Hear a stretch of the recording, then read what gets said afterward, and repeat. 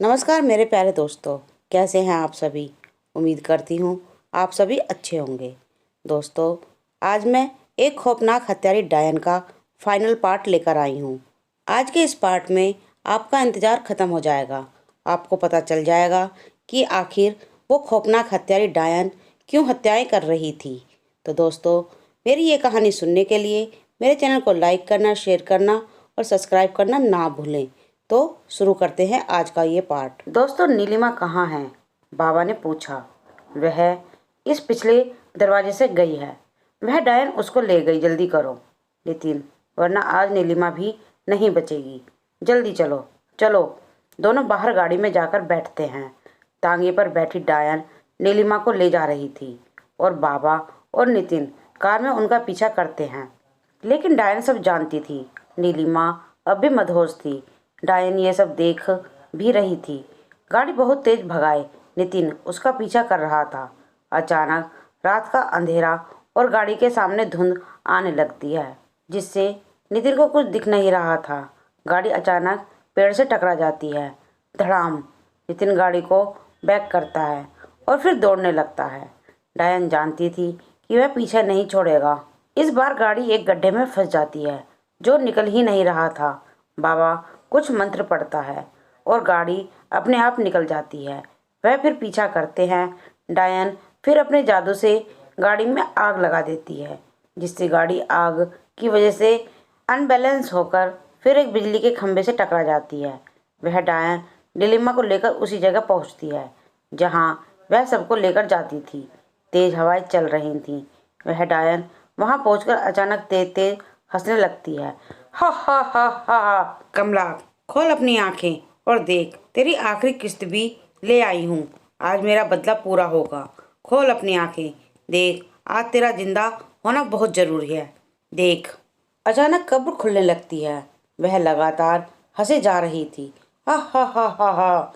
लड़की, आंखें खोल और देख। अचानक जैसे नीलिमा की कोई तंद्रा टूटी हो। वह उन ठंडी हवाओं को महसूस कर रही थी। जैसे ही उसकी नज़र उस डायन पर पड़ती है, वह चीख उठती है। नहीं! अचानक उस पेड़ की जटाएं उसे पकड़ लेती हैं और वह चीखती है। आ आ हा हा हा हा हा। ये आवाज़ें चारों तरफ गूंज रही थी। नीचे पड़ी कमला की कब्र में आंखें खुली हुई थी। डायन अपनी शक्ति से वह खंजर लाती है और उसे नीलिमा की तरफ फेंकती है। लेकिन तभी नहीं, बीच में नितिन आकर उस चाकू से नीलिमा से बचा लेता है। अचानक गुस्से में डायन का शरीर एक खतरनाक चुड़ैल में परिवर्तित हो जाती है और वह नीलिमा की तरफ भागती है। लेकिन बीच में नितिन फिर आ जाता है और वह नितिन को एक ही बार में दूर फेंक देती है। वह फिर खंजर लेकर नीलिमा की तरफ बढ़ती है और वह जड़ें नीलिमा को छोड़कर नितिन को पकड़ लेती हैं। नितिन थोड़ी हिम्मत करके अपनी बंदूक निकालता है। इधर वह जैसे ही खंजर नीलिमा को मारने के लिए खंजर को चलाती है, नितिन अपनी बंदूक से फायर करता है। दाएं। खंजर उसके हाथ से छूटकर सीधा बाबा के पास चला जाता है। वह खंजर लेकर कुछ मंत्र पढ़ता है, लेकिन चुड़ैल नीलिमा को मारने के लिए उसकी तरफ बढ़ती है। बाबा लगातार मंत्र पढ़ता है। वह नितिन को आज़ाद कर देता है।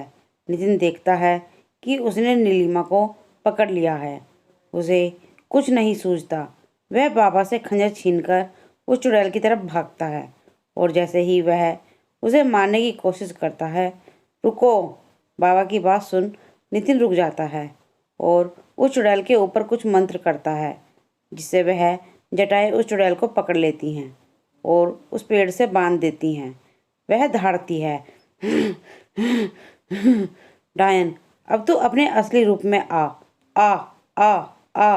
वह उस पर कुछ भभूत उड़ाता है और उसे उसके रूप में आने के लिए विवश करता है।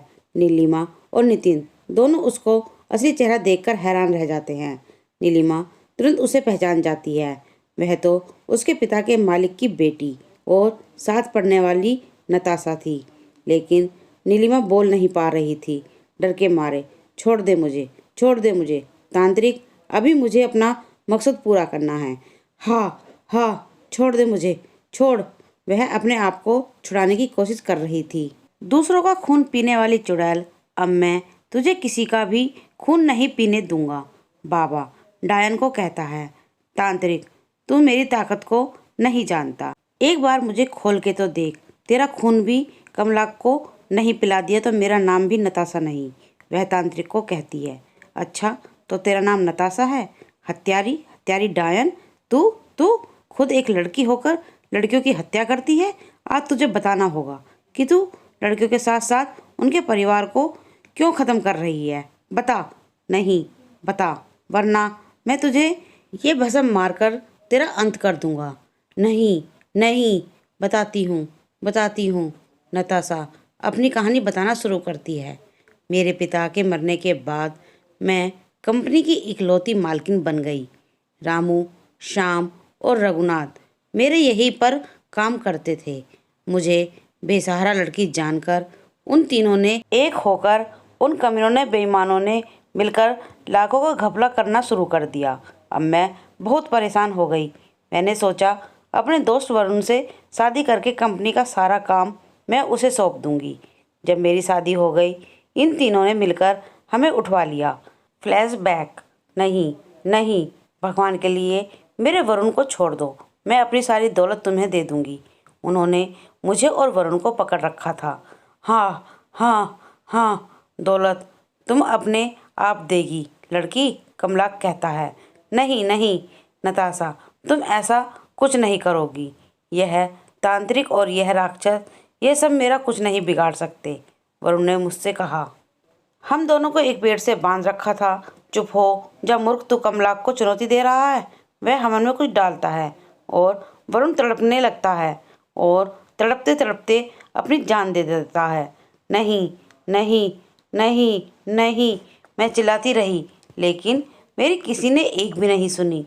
वरुण वरुण, वह फिर कुछ यज्ञ में कुछ नींबू डालता है और मुझे होश नहीं रहता। अब यह लड़की मेरे बस में है, इससे जो करवाना चाहो करवा लो। कमलाक ने कहा। श्याम कुछ पेपर लेकर मेरे पास आया और मुझे होश नहीं था। मैंने उन पर साइन कर दिए।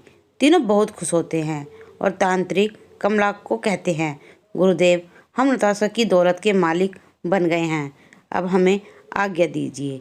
रामू ने कहा, हम आपको क्या गुरुदक्षिणा दें? श्याम ने खुश होते हुए कहा, गुरुदक्षिणा? हा हा हा हा, यह तो लाशें ही मेरे लिए गुरुदक्षिणा है। अब तुम जाओ। तीनों चले जाते हैं। वह तांत्रिक कमलाक एक गुड़िया के माथे में खंजर मारता है और गुड़िया के माथे से खून बहने लगता है और वह खून मेरे माथे से भी निकलने लगता है। खून उसके यज्ञ में जाता है। फिर जब मुझे होश आता है तो मैं मर चुकी थी। मैंने वरुण की लाश को देखा और अपने आप पे मुझे बहुत गुस्सा आया और मैंने वह खंजर उस गुड़िया के सिर से निकालकर उस तांत्रिक कमलाक की पीठ में मारा। आ आ, एक के बाद एक मैंने कई बार उसकी पीठ में किए। वह चिल्लाया, आ, बेवकूफ़ लड़की, मुझे मारकर तू अकेली भटकती रहेगी, क्योंकि तेरे पति की रूह को मैंने ही कैद कर रखा है। उसे मैं ही आज़ाद कर सकता हूँ। अब तो उसे कभी आज़ाद नहीं करवा सकती। वह पड़ा पड़ा आहें भर रहा था, तड़प रहा था। नहीं नहीं तांत्रिक, तुझे उसे आज़ाद करना होगा। तुझे तेरे वरुण को पाने के लिए चार सुहागिन हो, मगर कुंवारी लड़कियों को मुझे खून पिलाना होगा जिनका कौमार्य भंग ना हुआ हो, नहीं तो तुझे तेरा वरुण कभी वापस नहीं मिलेगा। मैं ज़रूर पिलाऊंगी। यह जो खंजर तेरे पास है, इसे जैसे चाहेगी वैसा कर पाएगी। अब मैं जा रहा हूँ। अपने वरुण को पाने के लिए मुझे रक्त पिलाती रहना। और उसने अपना दम तोड़ दिया। बदले की आग में मैं अंधी हो गई। तब मैंने यह प्रण किया कि क्यों ना इन तीनों की शादीशुदा कुंवारी बेटियों का खून कमलाक को देकर अपने वरुण को फिर से जिंदा करूं। नताशा ने रोते हुए कहा। नताशा, भटकती हुई रूह को कभी मुक्ति नहीं मिलती। तूने उस तांत्रिक का सहारा लिया जो अपने फायदे के लिए दूसरों का कत्ल कर देते हैं। सच्ची तांत्रिक विद्या वो है जो दूसरों का कल्याण करे। इसलिए मैं इस दुराचारी को हमेशा हमेशा के लिए ख़त्म कर दूंगा। नहीं तांत्रिक, नहीं, इतने कठोर मत बनो, मुझ पर दया करो। नताशा तांत्रिक से कहती है, हत्यारी पर दया करूं, जिसने मासूम लड़कियों के साथ उनके पतियों को भी मार डाला। तेरा बदला रामू, श्याम और रघुनाथ से था, फिर तूने उन मासूम लड़कियों को क्यों मार डाला? तांत्रिक बाबा नताशा से कहते हैं, अपने वरुण को पाने के लिए मेरे पास कोई और रास्ता नहीं था। अगर तुम मुझे मेरे वरुण को दे दो तो मैं इस लड़की को भी माफ़ कर दूंगी। वह तांत्रिक बाबा से कहती है, मूर्ख लड़की, जो मर गया वो लौट नहीं सकता। कमलाक ने तुझे अपने फायदे के लिए तुझे गलत रास्ता दिखाया, अब देख मैं उसे कैसे ख़त्म करता हूँ। नहीं तांत्रिक, तुम मेरी आशा पर पानी मत फेरो। नहीं, यह इसी काबिल है। बाबा शक्ति का आह्वान करते हैं और उसके हाथ में एक मशाल आ जाती है। नहीं नहीं, और वह उस कब्र में पड़ी कमलाक के ऊपर डाल देते हैं। धड़ाम के साथ वह शरीर के चिथड़े उड़ जाते हैं, जिससे चुड़ैल को बहुत गुस्सा आ जाता है और वह पागल हो जाती है। हाँ हाँ हाँ हाँ, और वह तड़प उठती है और अपने भयानक रूप में वापस आ जाती है। वह सब कुछ तोड़, लताओं को तोड़ पेड़ का उखाड़ फेंकती है और सीधे तांत्रिक पर हमला कर देती है। उसे उठाकर दूर फेंक देती है। फिर वह नितिन और नीलिमा की तरफ बढ़ती है, लेकिन नितिन सामने आ जाता है। वह नितिन को भी एक हाथ से उठाकर दूर फेंक देती है।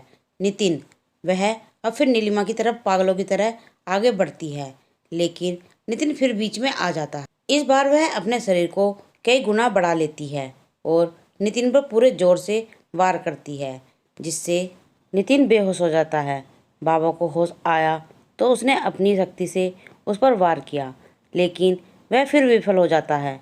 फिर वह एक जादुई डंडे से वार करता है, लेकिन वह चुड़ैल डंडे को भी गुस्से से तोड़कर फेंक देती है, लेकिन वह फिर नीलिमा को पकड़ लेती है।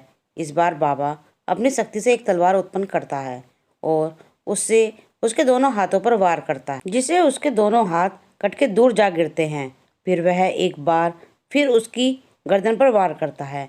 गर्दन भी दूर जाकर पड़ती है, लेकिन यह क्या, वह अपने खून को अपनी ताकत बना देती है और उससे नीलिमा को पकड़ लेती है, लेकिन बाबा अपनी पावर से उसको छुड़वा देते हैं। वह फिर बाबा पर वार करती है। वह खून को एक रस्सी की तरह इस्तेमाल करने लगती है। बाबा तड़पने लगता है और बेहोश हो जाता है। नितिन नितिन, नीलिमा चिल्ला रही थी, लेकिन चुड़ैल के हाथ और गर्दन फिर से जुड़ जाती हैं और बाबा और नितिन दोनों ही बेहोश थे। अब वह पूरी तरह नीलिमा के पीछे पड़ गई थी। वह दौड़ती है और वह एक काली माता का मंदिर उसे दिखता है। वह माता से गुहार करती है, रक्षा करो माँ, रक्षा करो माँ। जमीन हिलने लगती है, हवाएं तेज हो जाती हैं। वह चुड़ैल नीलिमा पर झपटती है, जैसे आज उसे कच्चा ही चबा जाएगी, लेकिन माता की कृपा होती है और वह खंजर नितिन के पास पहुंच जाता है। वह खंजर नितिन के हाथ में था। नितिन को जैसे ही खंजर हाथ में आता है, वह होश में आ जाता है और उसकी नज़र माता की मूर्ति पर पड़ती है। उसके अंदर एक ताकत सी आती है।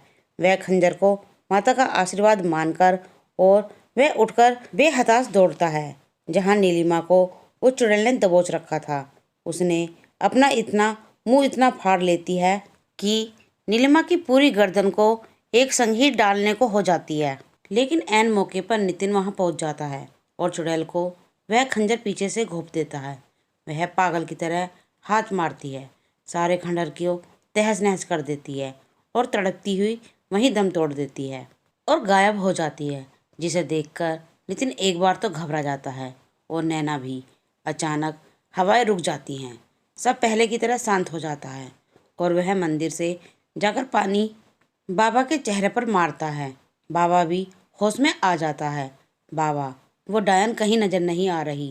नितिन कहता है, अब घबराने की जरूरत नहीं बेटा, अब उसकी आत्मा को मुक्ति मिल गई है। बाबा दोनों को समझाते हैं, अब अगले जन्म में वो अपने वरुण से ऐसे ही मिलेगी जैसे तुम दोनों एक दूसरे को जन्म जन्मांतर तक मिलते रहोगे। अब नितिन और नीलिमा के चेहरे पर दिखने वाली मुस्कान थी। नितिन नीलिमा को अपने गले से लगा लेता है। इधर वरुण भी नताशा से मिलकर दोनों एक हो जाते हैं और दोनों की आत्मा को मुक्ति मिल जाती है। तो दोस्तों, आज मेरी इस कहानी का यहीं अंत होता है। आपको ये कहानी कैसी लगी कमेंट में लिखकर ज़रूर बताएं। धन्यवाद।